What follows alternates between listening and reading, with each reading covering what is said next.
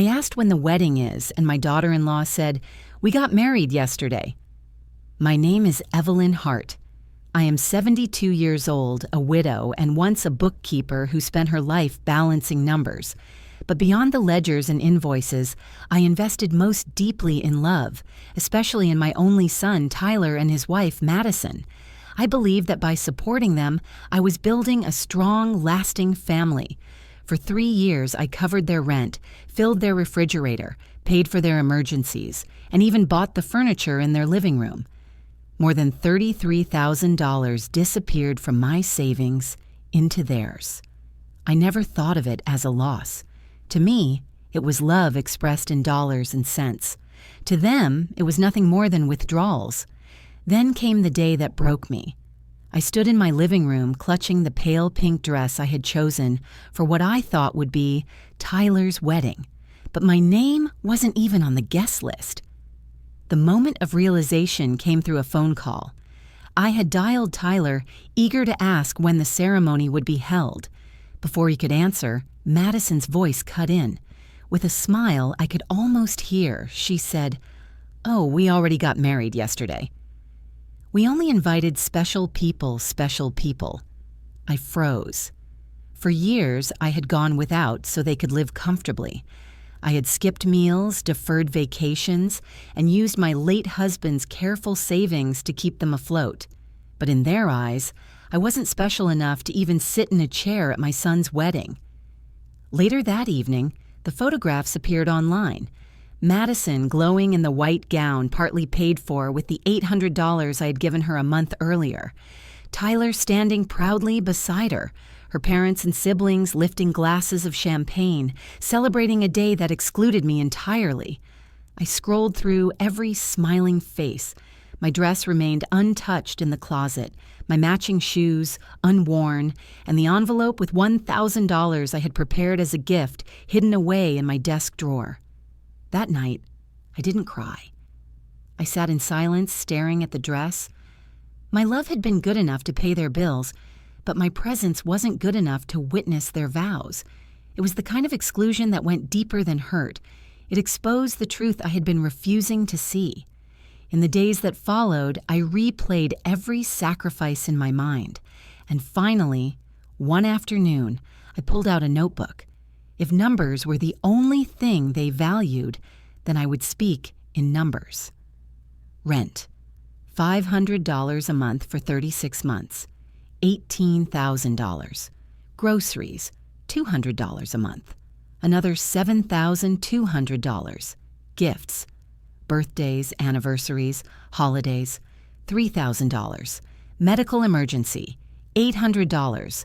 Car loan I covered, $2,500. Living room furniture, $1,200. Air conditioner repair, $600. The total stared back at me, $33,400. That was my retirement savings, my late husband's legacy, the peace I was supposed to enjoy in old age. Instead, I had been financing 2 able-bodied adults who rewarded me with betrayal. Looking at the page, it felt like staring into a cracked vase I had poured myself into. No matter how much I gave, it would never be enough to fill. And so, when the phone rang a week later and Madison's trembling voice pleaded, "Evelyn, the rent is overdue. The landlord is threatening eviction. You forgot to make the transfer," I finally knew what my answer would be.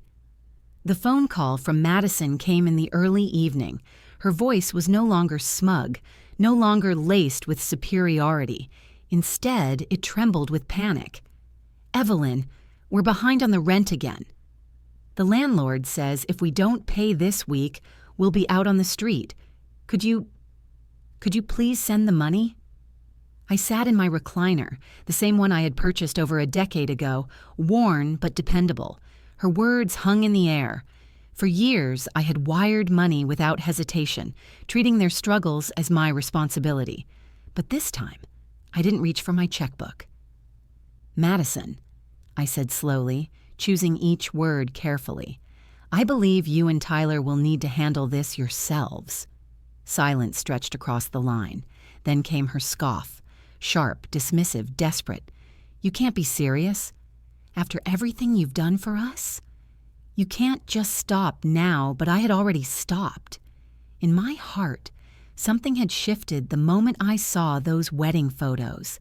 That pink dress in my closet became more than a symbol of exclusion. It was a reminder that my sacrifices had turned me invisible. Madison, I replied softly, I was never invited to your wedding. I suppose my money was welcome, but my presence was not. That was the day I realized something. I have been paying rent for a life that does not include me. That ends now. Her voice sharpened with anger. So you're just going to let us get evicted? After all you've done, you're going to abandon us now? I swallowed. It wasn't easy. Motherhood had conditioned me to rescue, to give without limits. But I had come to understand something painful. Enabling isn't love. It's a slow erosion of both respect and dignity. No, I said firmly, I'm not abandoning you. I'm allowing you to stand on your own. There's a difference. I ended the call before she could respond further. My hand trembled as I set the phone down, but my heart felt lighter than it had in years. That night, I didn't stare at the ceiling worrying about their bills. Instead, I opened my journal and wrote, "Today, I chose myself." The next morning, my son called. His tone was not as panicked as Madison's, but I could hear the strain. "Mom, Madison said you refused to help." "Is that true?" "It is," I answered calmly. "Why?" he demanded. "You've always been there for us." "We're counting on you." His words stung. Not "we love you," not "we miss you," just "we're counting on you," as if I were a bank with no closing hours. "Tyler," I whispered, "do you even realize what you've taken from me?" More than $30,000. That was my safety. Net my retirement. Your father's legacy. And still, you chose to marry without me, as though I were a stranger. Tell me, son, am I your mother, or just your ATM? The silence that followed told me everything. He had no answer. When the call ended, I didn't cry. I poured myself a cup of tea, stepped onto my porch, and felt the evening breeze brush against my face. For the first time in years, I felt free. The days after those phone calls were strangely quiet. No text messages asking for grocery money, no missed calls with panicked voices on the other end, no subtle guilt trips wrapped in, "We just need a little help." For the first time in years, my phone sat silent. At first, I thought I would feel guilty. That maternal instinct, so ingrained, so relentless, whispered that I had abandoned my only child. But the truth was different. Every morning I woke up without that knot of anxiety in my stomach. I no longer checked my bank balance with dread. I no longer calculated which corners of my own life I could cut just to patch the holes in theirs. Instead, I began rediscovering the simple joys I had ignored. I took long walks through the park, stopping to notice the trees instead of rushing home to answer another desperate call. I visited the library and checked out novels that had once gathered dust on my reading list. I even joined a local seniors painting class, where I found myself smiling, really smiling, for the first time in what felt like forever. But quiet doesn't last long in a house built on years of noise. One evening, as the sun dipped behind the horizon, there was a knock at my door. When I opened it, Madison stood there. Her makeup was smudged, her arms crossed tightly over her chest. Behind her, Tyler lingered with his hands shoved deep in his pockets. "We need to talk," Madison said without preamble, her tone more demanding than pleading. I stepped aside and let them in, though every instinct told me I was inviting a storm into my living room. Madison started pacing, her heels clicking against the hardwood floor. "We're 2 months behind on rent. The landlord is threatening legal action. We're drowning, Evelyn. You can't just turn your back on us." Tyler finally spoke, his voice low. "Mom, we're desperate." I looked at my son, the same boy whose scraped knees I had bandaged, whose college tuition I had helped cover, whose adulthood I had quietly financed, and yet here he was, standing before me, not as a grateful son, but as a man who saw me as a solution, not a person. I didn't turn my back on you, I said evenly. I gave you every tool to build a life. I paid for years of it, but you chose to build it without me. Madison scoffed, rolling her eyes. Oh, so this is about the wedding again?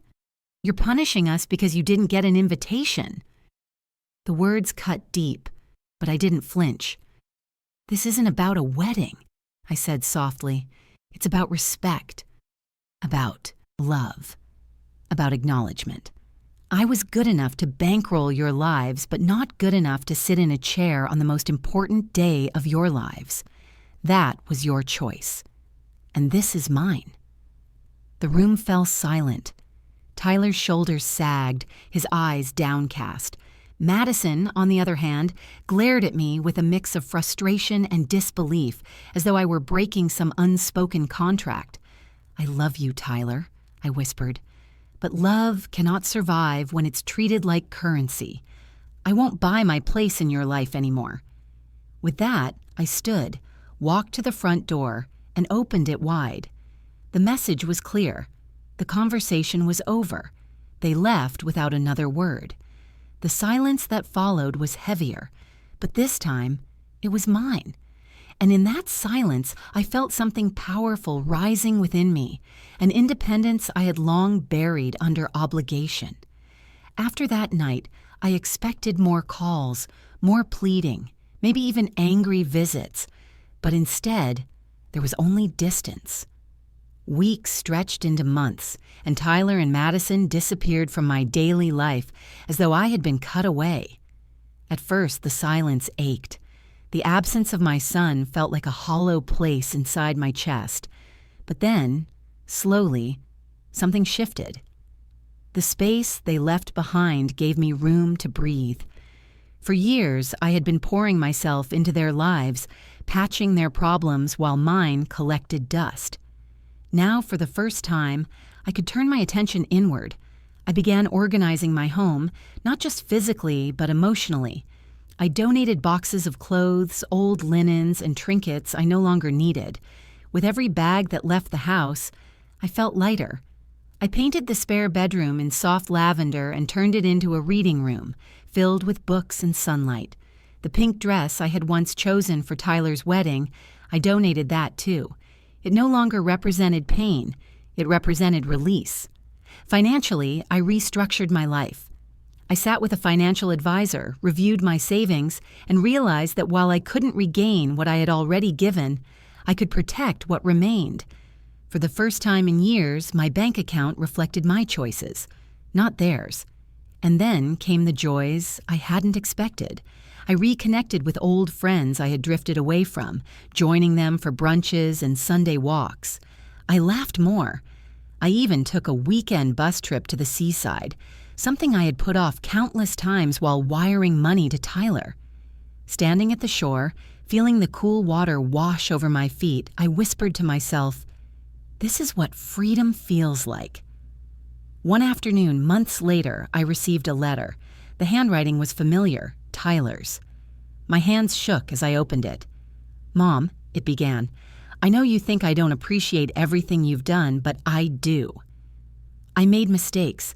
Madison and I thought we could manage, but without your help, we've had to face reality. We're working extra hours, cutting back, learning what it means to actually be responsible.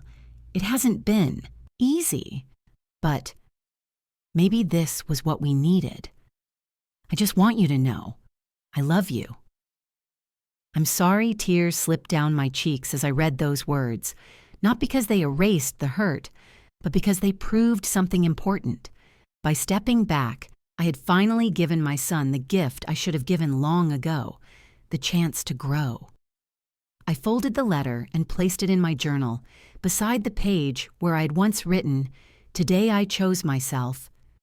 That evening, I sat on my porch, the sun setting in streaks of gold and pink. I realized something profound. Sometimes love means giving, but sometimes it means letting go. And in letting go, I hadn't just freed Tyler, I had freed myself.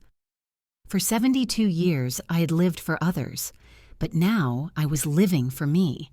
And that, I realized, was the beginning of a new life, one built not on sacrifice, but on self-respect.